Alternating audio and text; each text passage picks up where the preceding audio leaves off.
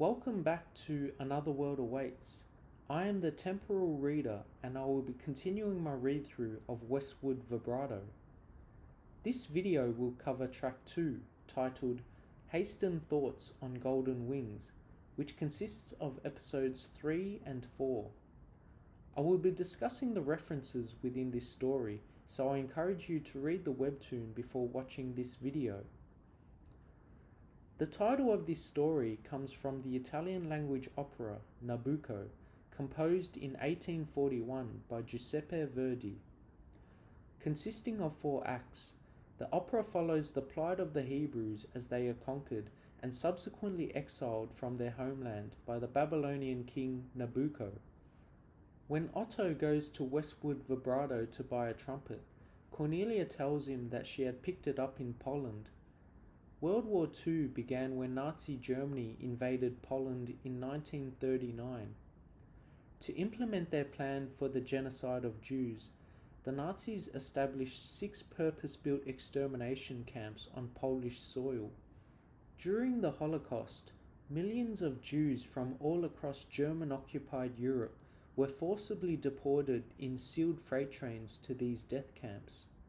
Upon arrival, most were immediately led to the gas chambers. However, some were selected to be camp prisoners. Otto and his older brother Liotto, the characters of this story, were 2 such prisoners, dressed in striped uniforms and subjected to forced labor. The badge sewn onto their clothing, 2 triangles made of fabric, one laid over the other to form a 6-pointed star, was used to identify them as Jews.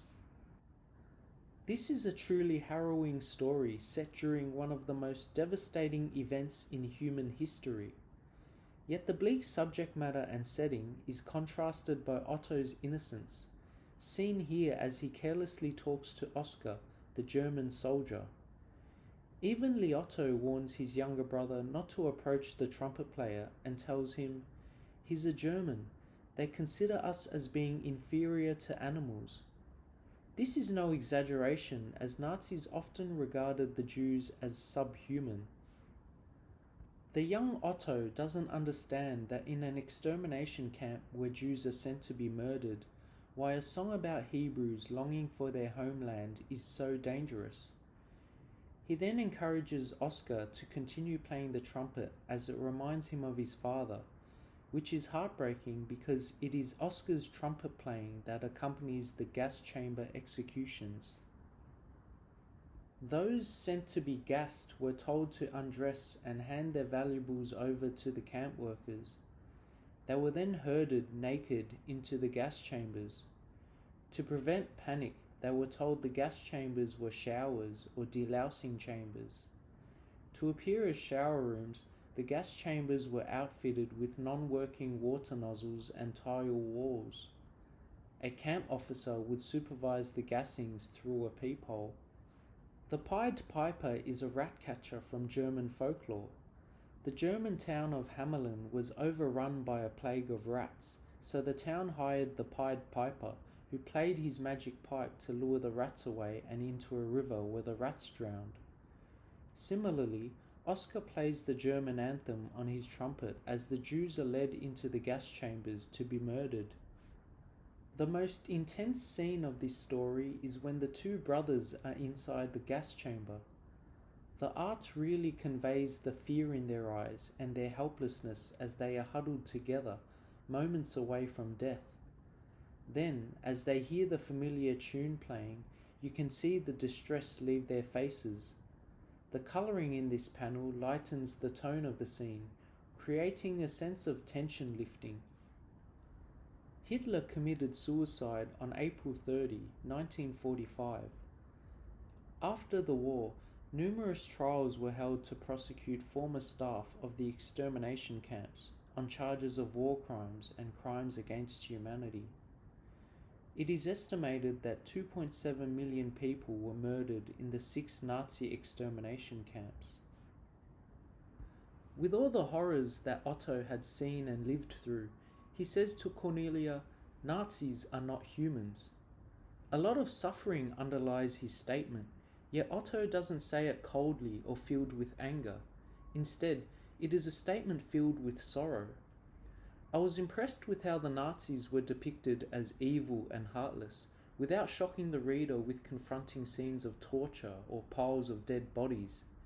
Instead, we see it in the dialogue, like during a conversation between soldiers having a smoke break and joking about the Jews being executed, or when one of the soldiers casually decides to send the brothers to the gas chamber because he doesn't want to use his bullets.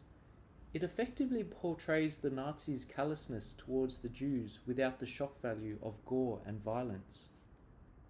I appreciated the characterization of Oscar and how he wasn't written to be a typically cold-hearted soldier, yet he wasn't written to be a sympathetic one either.